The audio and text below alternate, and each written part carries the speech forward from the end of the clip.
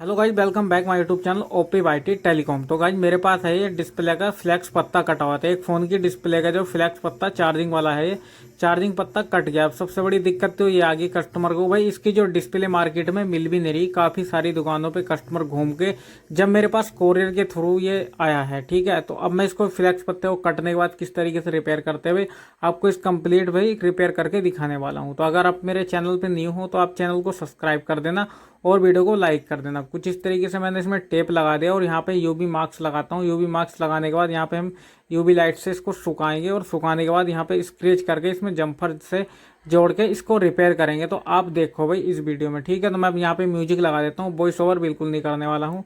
तो वीडियो थोड़ी लंबी होने वाली, तो आप बने रहिए कंप्लीट लास्ट तक वीडियो तक, ठीक है, जब तक ये रिपेयर होता है भाई।